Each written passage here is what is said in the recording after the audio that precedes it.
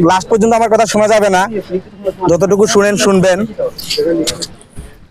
ইন্নাল হামদালিল্লাহি রাব্বিল আলামিন ওয়া সলাতু ওয়াস সালামু আলা রাসূলিল কারীম, আম্মা বা'দ, ফাউযু বিল্লাহি মিনাশ শাইতানির রাজীম।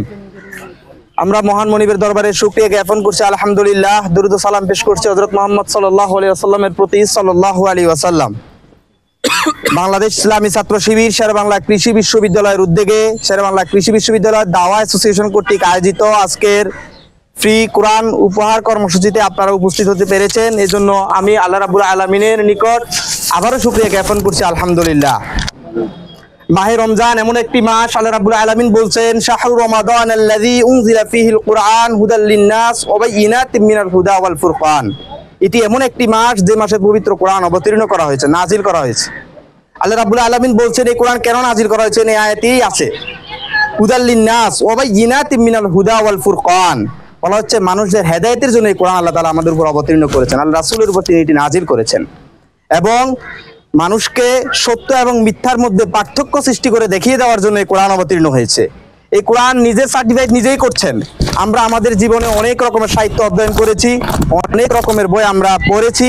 প্রতিটি বইয়ের সম্পাদক একটি কথা স্পষ্ট ভাষায় লিখে রাখেন, যদি আমার লেখনীর মধ্যে কোনো ভুলভ্রান্তি পেয়ে থাকেন আমাকে জানাবেন, পরবর্তী সংস্করণ আমি সংশোধন করে নিব। কিন্তু কোরআন কি বলছে?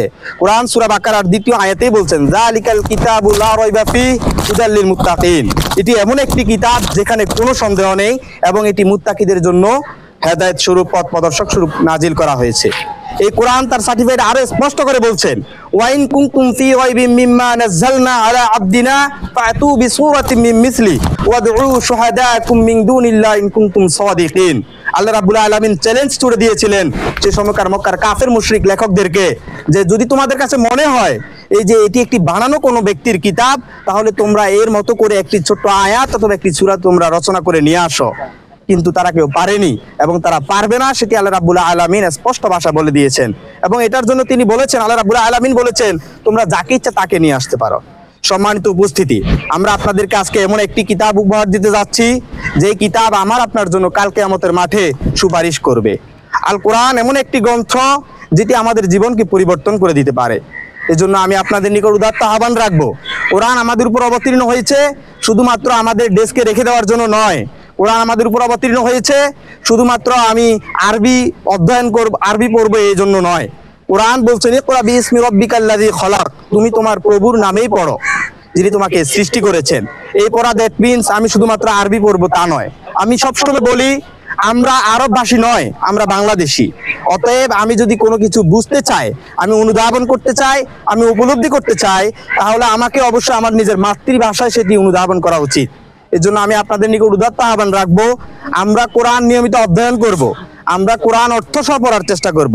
হ্যাঁ, আল্লাহ রাসূল সাল্লাল্লাহু আলাইহি ওয়াসাল্লাম বলেছেন, মান ক্বারাআল কুরআন হারফান ফালাহ আশরা আমসালিহি, যে ব্যক্তি কোরআনের একটি হরফ তেলাওয়াত করলো তার জন্য 10টি করে নেকি লিপিবদ্ধ করা হলো।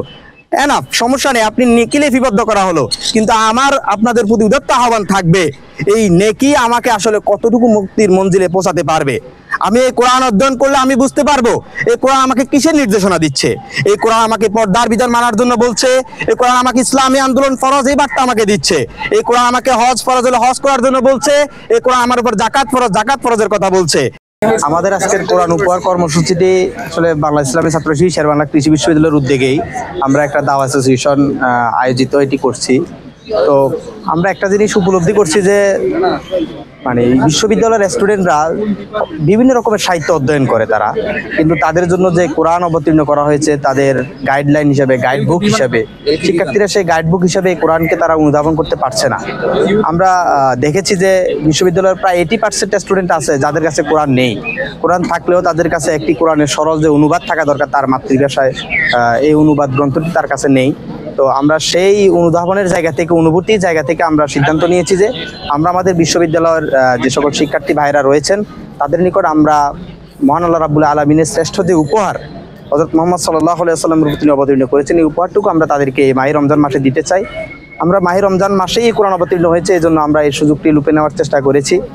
আমাদের এখানে লক্ষ্য এবং উদ্দেশ্য একটি, সেটি হচ্ছে আমরা যেহেতু বাংলা ইসলামী ছাত্র শিবির সমৃদ্ধ বাংলাদেশ গড়ার লক্ষ্যে সৎ, দক্ষ এবং দেশপ্রেমিক নাগরিক তৈরি করার উদ্দেশ্যে কাজ করে যাচ্ছে, তো আমরা সেই উদ্দেশ্যকে সামনে রেখেই আমরা এই কিতাবটি উপহার দিতে চাচ্ছি, কারণ কোরআন এমন একটি বাণী। কোরআন বলছে যে যালিকাল কিতাবুল লা রাইবা ফিহি হুদাল লিল মুত্তাকিন, এটা এমন একটি কিতাব, এখানে কোনো সন্দেহ নেই। এবং কোরআন মুত্তাকিদের জন্য এটি হেদায়েত স্বরূপ, এটি সে ঘোষণা দিয়েছে। কোরআন বলছে যে হুদাল লিন্নাস ওয়া বায়িনাতিন মিনাল হুদা ওয়াল ফুরকান, মানুষদেরকে সঠিক পথে নিয়ে আসার জন্য এবং সত্য মিথ্যার মধ্যে পার্থক্য সৃষ্টি করার জন্য এই কোরআনকে একমাত্র যথেষ্ট। তো আমরা সেই কোরআনকেই ছাত্রদের মধ্যে দিতে চাই। বিশ্ববিদ্যালয় পড়ুয়া সকল শিক্ষার্থী এখানে আগামীতে দেশ গড়ার কারিগর হিসেবে তারা কাজ করবে, দেশের বিভিন্ন সেক্টরে তারা নেতৃত্ব দিবে।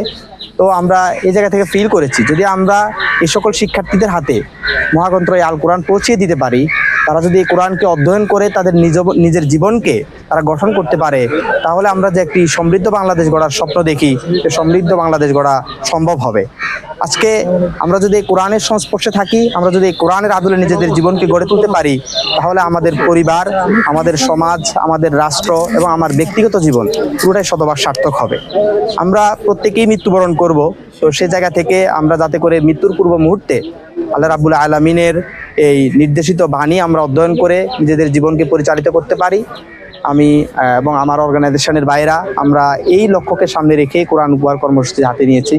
তো আমরা সামনে আরও ছাত্রবান্ধব বিভিন্ন কর্মসূচি নিয়ে আসবো ইনশাআল্লাহ। আশা করি এতে আমাদের শিক্ষার্থী ভাইয়েরা উপকৃত হবেন। আমরা সর্বমোট 1200 জনকে কোরআন বিতরণ করছি। আমরা 1200 শিক্ষার্থীকে আমরা এই আল কোরআন বিতরণ করার চেষ্টা করছি, এবং 1200 যদি আমাদের কোরআন শেষও হয়ে যায়, আমরা রেজিস্ট্রেশন করে নিব। রেজিস্ট্রেশনের পরে আমরা রুমে রুমে গিয়ে মোবাইল নাম্বারে কল দিয়ে আমরা তাদেরকে কোরআন পৌঁছে দেওয়ার চেষ্টা করব। অর্থাৎ আমাদের প্ল্যান হচ্ছে আমার ইউনিভার্সিটির কোনো শিক্ষার্থী আল কোরআন তার কাছে থাকবে না, এমন কোনো নীতি এখানে চলবে না। তাদের প্রত্যেকের তাদের টেবিলে যেভাবে বেসিক ম্যাথ বই থাকে, তাদের টেবিলে মাস্টার্সের বই থাকে, তাদের টেবিলে MP3 বই আছে, তাহলে একজন দেশ গড়ার কারিগর হিসেবে যে ব্যক্তি আগামীতে একটি সেক্টরে যাবে, তার টেবিলে মহাগ্রন্থ আল কোরআনও থাকবে। আমরা এই জন্য এই প্রজেক্টটি হাতে নিয়েছি। আমরা আশা করছি যে ইনশাল্লাহ আমরা সকল শিক্ষার্থীর হাতে হাতে এই কোরআন পৌঁছে দিতে পারবো। আমরা প্রাথমিকভাবে আজকে 1200 জন শিক্ষার্থীর নিকট আমরা এই কোরআন পৌঁছে দিচ্ছি, এবং আমাদের বুথ আমরা দুইটি, আমরা ছাত্রী বোনদের জন্য একটি বুথ আমরা রেখেছি বদরুদ্দোজা গবেষণাগারের পাশে, আপনারা দেখবেন সেখানেও আমাদের ছাত্রী বোনরা স্বতঃস্ফূর্তভাবে কোরআন গ্রহণ করছে। আমরা এখানে আমাদের ছাত্র ভাইদের নিকট আমরা কোরআন পৌঁছানোর চেষ্টা করছি। ধন্যবাদ। এটা হচ্ছে বাংলাদেশ ইসলামী ছাত্র শিবির শেরবাংলা কৃষি শাখা থেকে কোরআন বিতরণ, আল কোরআন বিতরণ হচ্ছে আর কি। এটা এখানে তোমরা কি কোরআন নিতে আসো, কেউ কোরআন কিভাবে দেখতেছেন আপনারা? এটা অবশ্যই একটা প্রশংসনীয় উদ্যোগ, আর এটা আমাদের জন্য অবশ্যই একই সাথে এটা আমরা পরকালে আমরা নাকি পাবো, এবং ওই যে ইসলামী ছাত্র শিবির আছে তাদের নাকি পাবে, এবং এটা অবশ্যই প্রশংসনীয় এবং বলতে হচ্ছে ভালো উদ্যোগ। গণ অভ্যুত্থান পরবর্তী সময়ে ক্যাম্পাসগুলোতে দেখা গেছে ছাত্র শিবির, ছাত্র দল সহ বিভিন্ন ছাত্র সংগঠনগুলো নিয়মিতভাবে ছাত্রবান্ধব বিভিন্ন কার্যক্রম পরিচালনা করতেছে। তো সেই ক্ষেত্রে সেক্রেটারিতে এই তাদের কার্যক্রমগুলো কোন লেভেলে চলতেছে, অথবা মানে কিভাবে চলতেছে বলে আপনি মনে করেন? সেক্রেটারিতে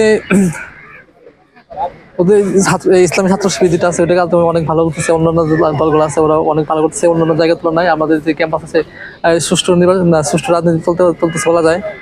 আমাদের এখানে কোনো ধরনের সমস্যা প্রবলেম এগুলো হচ্ছে না, হচ্ছে কোনো মারামারি অন্য ক্যাম্পাস তুলনা হচ্ছে না। আমাদের ক্যাম্পাস শান্ত শৃঙ্খলভাবে চলতেছে আর কি, এইসব বলা যায়।